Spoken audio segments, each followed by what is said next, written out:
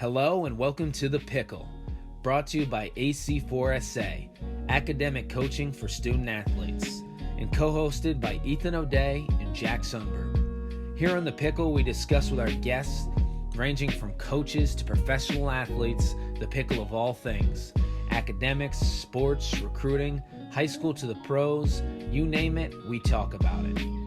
Our goal for the podcast is to give people insight into the sports world and student athletes' perspectives by sharing current and former athletes, educators, and coaches' real-life experiences. Telling story is one of the most powerful means for leaders to influence, teach, and inspire. These stories resonate in our culture, history, and lesson learned. The Pickle brings you these stories of adversity, triumph, failure, and determination to get inspired, to take them to your school, home, life, and court. Listen, learn, share, and enjoy. Today's guest is Min Lin. Min moved over from Fuzhou, China to Washington, D.C. in the 6th grade. He came to the United States not speaking any English or ever playing basketball. From D.C., Min moved to Connecticut, where he attended E.O. Smith High School, where he was a 4-year starter on the basketball team and an all-conference player. He then attended Western New England University, where he continued playing basketball. Min shined in the classroom, where he was Dean's List or President's List every semester. He graduated with a degree in Business Administration, Accounting, and Finance, where he was summa cum laude, meaning earning highest distinction, with a 3.9 to 4.0 GPA.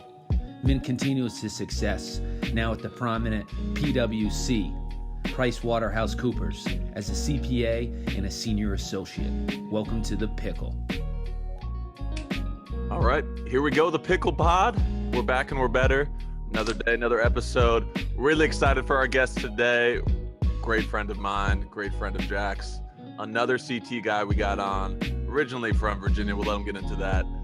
Min Lin, great to have you on. Welcome to the show, my friend. Thanks for having me on. Appreciate it. Yeah, man, I'm excited to have you on. You have a really unique story. Came over here from China in the 6th grade, moved to DC. Why don't you just tell us a little bit about your background, your story, real quick before, we dive into our rundown where we ask you 5 quick questions. Yeah, of course. So I was born and raised in China, moved here in the year 2001, actually when Yao Ming got drafted in 2001. So that's a fun fact. Shout out, yeah. When we moved here, we first lived in DC, and my parents moved us out of DC just kind of due to the environment I was in. It wasn't the greatest. And we moved up to Connecticut where my uncle had a restaurant. And in Connecticut, played basketball at E.O. Smith for 4 years. Went on to college and played basketball there for 3 years. Took the last year off to focus more on academics. And afterwards went on to, find a job at a big 4 accounting firm and kind of have bounced around the accounting world. And here I am now and talking to you guys. What a story. I love that. Hey. What a story.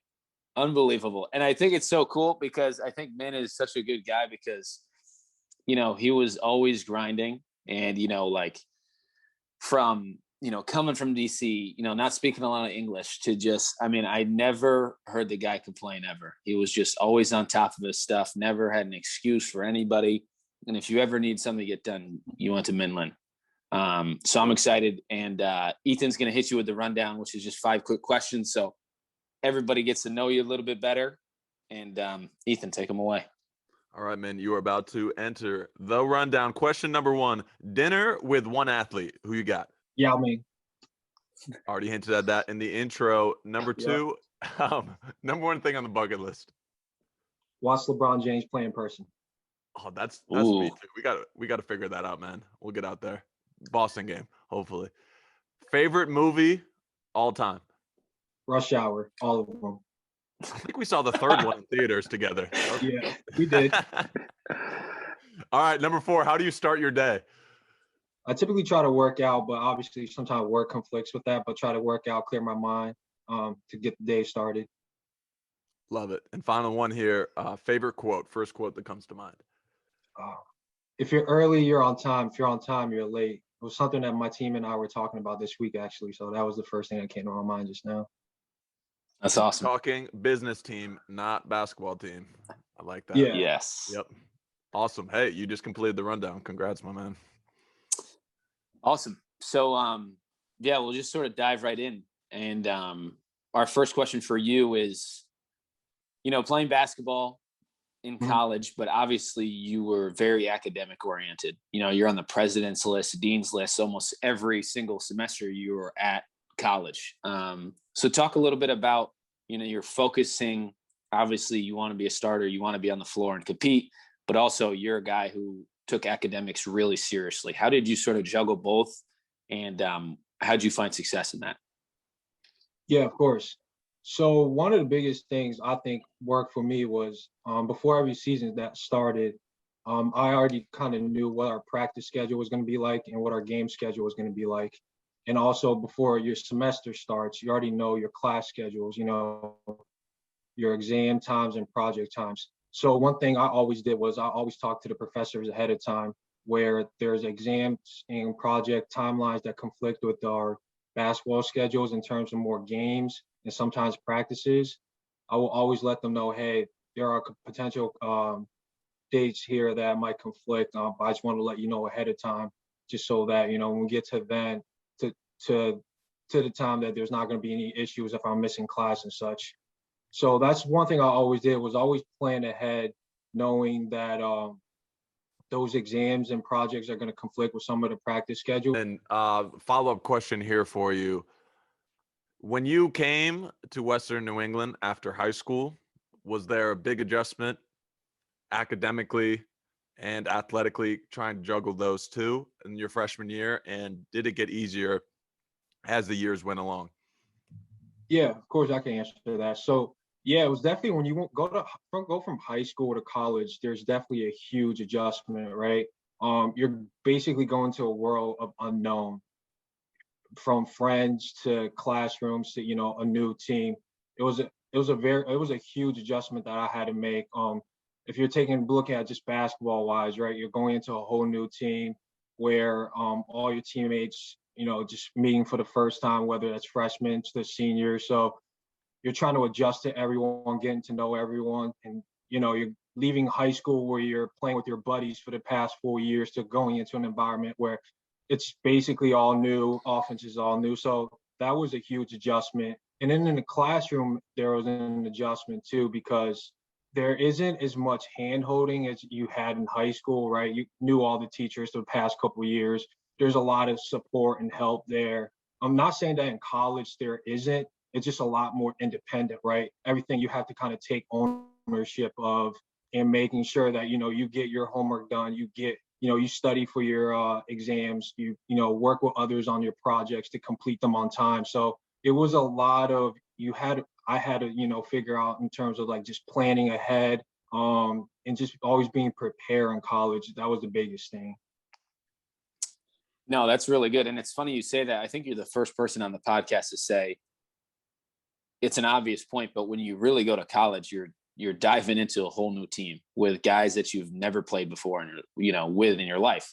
And all of a sudden you got to meet new guys and all of a sudden adjust to the culture of the team and try to blend in and find your spot. So I think that's a really good point. And our next question for you is, obviously, as you said in the beginning, your senior year, you decided not to play.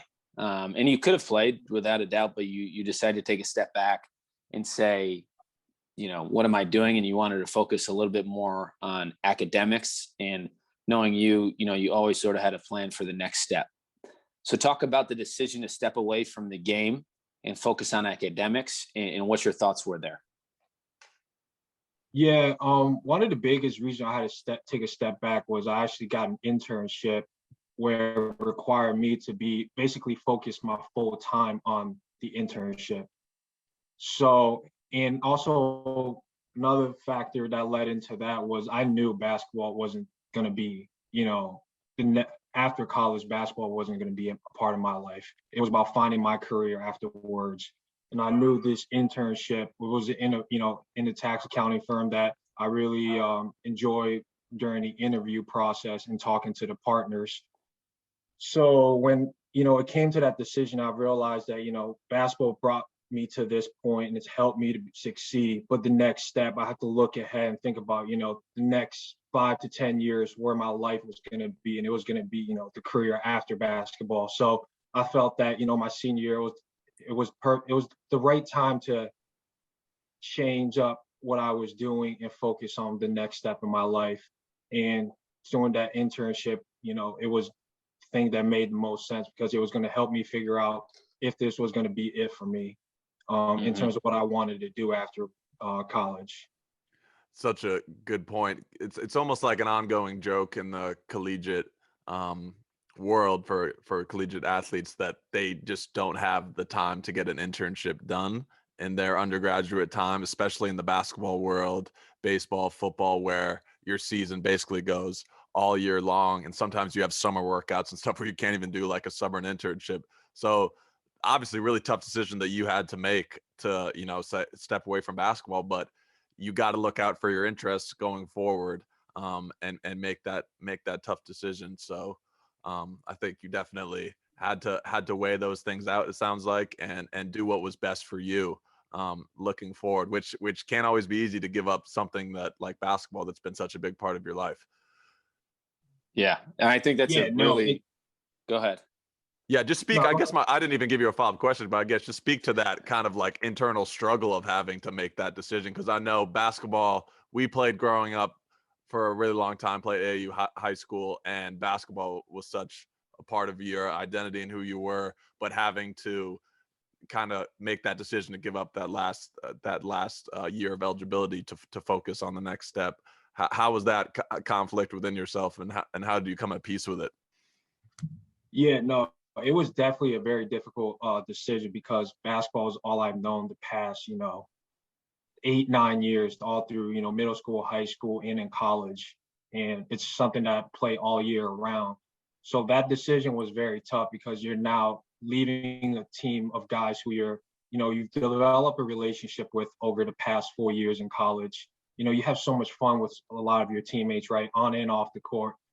And to take that season away, it was definitely a very difficult decision, but I knew it was a decision I had to make because basketball wasn't going to be after that. And there was no other time for me to do this internship. It was offered from January to April during kind of what they call the busy season time. So you actually get to experience what it's like to be an accountant during the busiest time of the year.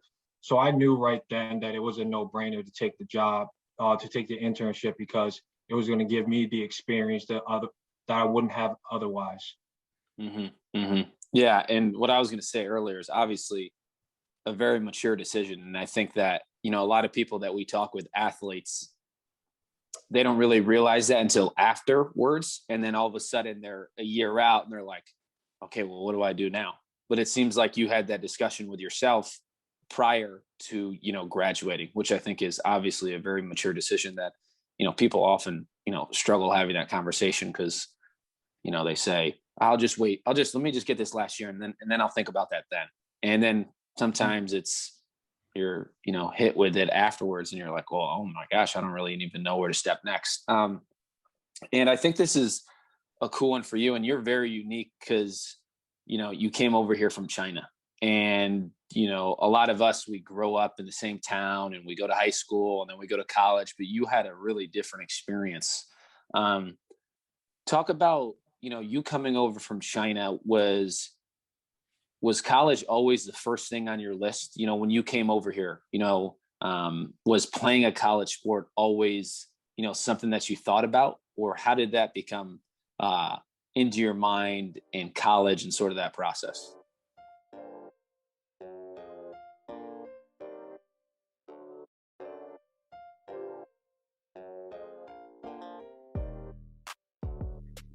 So college was always in the back of my mind because, when we moved over to the US, no one in my family had even finished high school.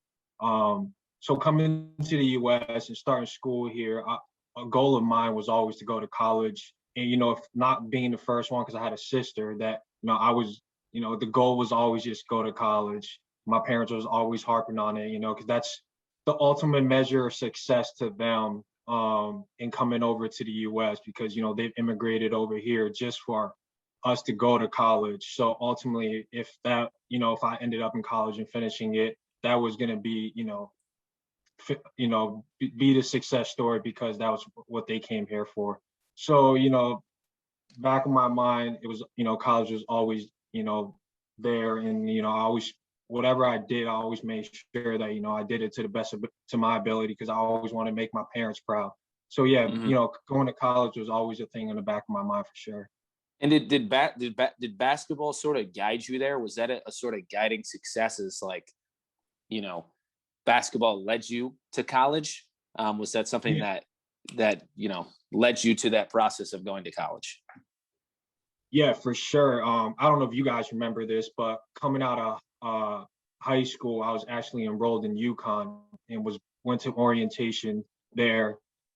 But midway through the orientation, I realized that basketball was still I wanted the basketball to still be a part of my life because it brought me to where I was. All the friends that I made, all the connections that I made, and all the life lessons that I learned was all really through basketball because that's all I've known.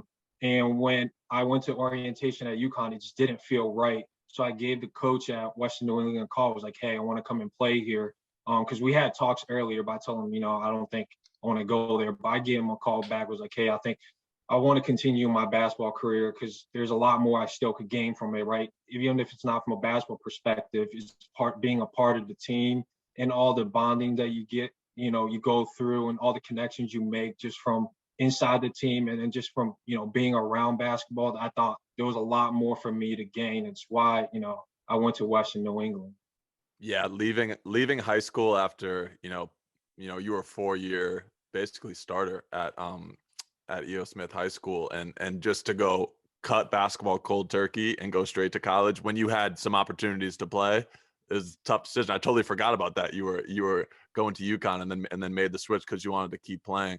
When you came over from China to Virginia, kind of talk about how that transition was and how basketball helped you definitely probably make friends and give you like a sense of community. And I know you were probably interested in basketball before coming over, but it really started to accelerate once you came into that environment in Virginia. Yeah, so when I moved from China to the U.S., I didn't even know what a basketball was, to be honest with you. Moved over here, didn't have any English. The only sport that I played was ping pong because that was the only thing that was offered in my town. So when I came over here, when Yao Ming got drafted, that's when basketball, became just the biggest talk of our family, of, just all the news coming out of China. And that's when I started gaining interest in it. And in the neighborhood that I moved into, a couple kids that I met just playing by outside started going to the local basketball courts, and I started going with them. And through playing basketball, it really helped me to gain a sense like, oh, this is what I could see myself playing this. And then just playing with the kids every day, it helped me build a bond with them. They actually started inviting me over to their place. And I couldn't speak English then. So what we were doing to communicate with each other was just drawing. Every time, they want to go play basketball, they come and knock on my door and they go, shoot a hoop signal. I know what that meant. Let's go to the court and play some basketball. So yeah, I think basketball, really helped me to kind of meet the friends that I had when I moved over here and really taught me life lessons early on as well. Right. Yeah. I mean, that's incredible stuff just in general, just coming over here, not speaking any English and just, basketball leads you to friends and, different experiences, like you said. What would you tell to younger student athletes, Min, as far as, the importance of playing sports? Because, we talk a lot about the rigors of college athletics and it's hard, and then a lot of people might say, well, why even play sports? What's the point of it then? Tell us and tell student athletes and listeners, why should you play sports? For me, playing sports is very important, right? One, it gives you a sense of cohesiveness and how to build bond with others. When I first came to the U.S. and playing a part of a team, I starting to realize how to work with others, right? When you're a part of the team, coming from, everyone's real. When I played in the team in Virginia, everyone's from different backgrounds, right? You have some kids from the inner city. We had some kids that were, more from the suburbs, a low rich area. And you have kids like myself who would just, come from China, really don't have any background of the U.S. culture. So being a part of the team and playing basketball, I've learned to develop how to, communicate with others, how to read other people, and how to, basketball, and basketball made me a great competitor. And I feel like it really translates to the working world as well, because, in the work setting now, you're kind of going up against others, right? And I've realized that as you want to progress in the corporate world, you always have to not only be competitive, but also being able to read others and work well with others, which basketball has taught me to do. Because in the corporate world setting nowadays, right, you're not only working by yourself. Like, for example, I'm working with teams in Philippines, teams in India. My team are from other states. So what I've realized is that, basketball taught me how to work well with others, and it's really translated over to the work life as well. And it's really helped me, make me succeed. And then just from a competitive nature, basketball always ingrained in me to always kind of be the best. So even though in the work setting now, I'm always trying to move up to the next level, always trying to get the best out of myself. So I think basketball has really helped me in my, working life as well. Yeah, we hear that so much, how sports can translate over, give you those skills in whatever job you take. Working in a team setting, so important. And that unselfishness too that you need in team sports can really translate over. And I think another thing that you kind of point to that too is how important sports are too for a lot of people that know this, that have played a college sport or high school sport, is as time goes along, you kind of forget about the wins and losses, those moments. And the thing that sticks is those special relationships you made with coaches, teammates, trainers that you keep in touch with. And that's the thing that lasts. For whatever reason, playing a sport just brings people so close together. So I think you really did a great job speaking on all of that. We'll get right into this last question to wrap this up, Min. Knowing what you know now, what would you tell the younger version of yourself before you kind of went through the college process and before all that? So maybe junior year, Min, before you went into it, what would you tell younger 17, 16-year-old Min?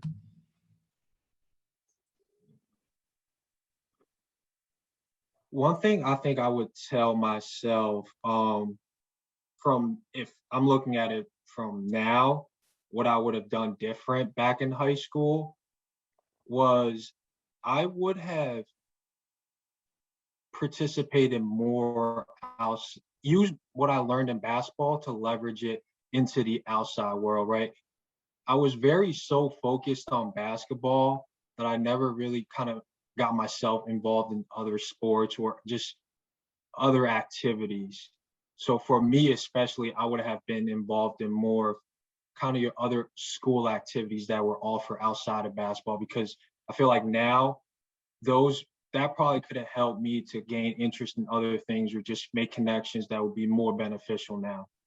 So that's, if I was talking to my junior self in high school, that's one thing I would have done differently. Yeah, no, that's a great point. I think a lot of people we've had on say that, finding interest other than your sport, because you never know it's going to help you. And you never know who you're going to meet. You never know down the road, someone could help you, and you never know, where that's going to lead.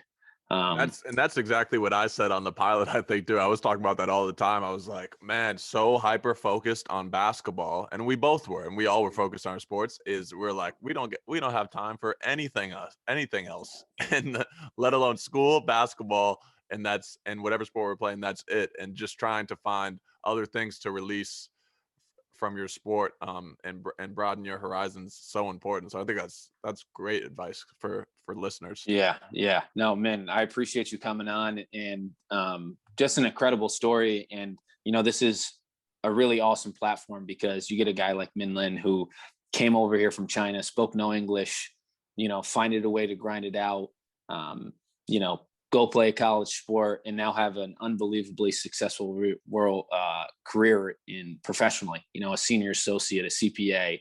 And this is just a really cool story that, without the Pickle Pod, maybe some of these students and our listeners, would never get to hear. So, Min, I appreciate you coming on and, sharing some wisdom with us. It's been a special one for sure.